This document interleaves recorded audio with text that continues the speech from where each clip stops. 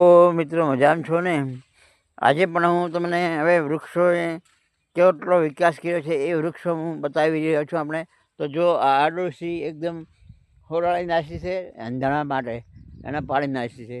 અને પ્લસ આ હવે એરંડની જોડે આ જો પાણી હેડે છે તે કેનાલની જોડે આ વૃક્ષો આવેલા છે. આ વૃક્ષો આપણા કોઈ પણ જાતનું પાણી રેડવું પડતું નથી અને જાતે જ આ વૃક્ષો થઈ ગયા છે પાળા રોપવાથી. બરાબર મિત્રો, દેખો લાઈવમાં જ દેખો. આપણે હું લાઈવ બતાવીશ. લાઈવ દેખવાથી તમને વધારે અનુભવ થશે, વધારે આમ માર્ગદર્શન મળશે, ગાઈડ થશો. અને આ જો આ દેખાય રહ્યો ને, આ લાઈવમાં તમને દર્શાવી રહ્યો છું બધું. તો આ પાણીની નેક છે એની બાજુમાં જ છે અને આ ફેન્સી વાડ પણ ત્યાં છે. એટલે ફેન્સી વાડથી કોઈ નુકસાન પણ ના કરી કે. આ જો મિત્રો, આ બધા વૃક્ષો છે લાઈવમાં આપ જોઈ શકો છો. હવે નીલગિરી કેટલી બધી વધી ગઈ છે જો મિત્રો, એકદમ વિકાસ પામી ગયો છે.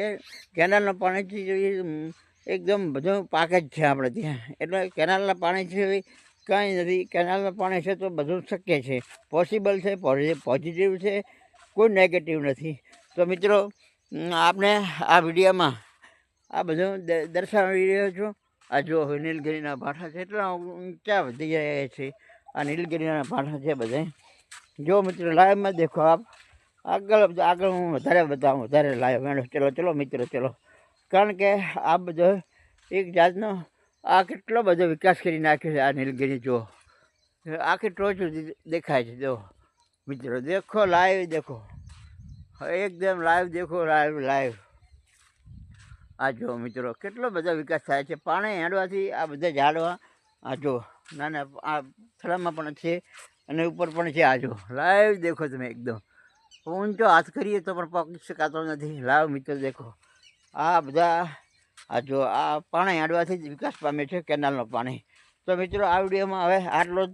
આ નીલગિરી વિશે પહેલાં માહિતી એક વખત આપી દીધી, ત્યારે થોડા નાના હતા પણ હવે ખૂબ જ વધી ગયા છે. તો એના વિશે થોડી માહિતી આપણે આપી છે. તો આપણે આ માહિતી ગમશે અને આપ પણ આનું અનુકરણ કરશો, પાલન કરશો, તો આપ વિડીયોમાંથી કાંઈક જરૂરી માહિતી મેળવી શકો. એ માટે આ વિડીયો બનાવ્યો છે. અને લાઈક કરજો, શેર કરજો અને કોમેન્ટ કરજો. તેમજ આપ સૌને આ ઝાડવા વિશે જે માહિતી આપી તે યોગ્ય લાગે તે માટે જય અંબે, જય વંદે માતરમ, જય ગરવી ગુજરાત.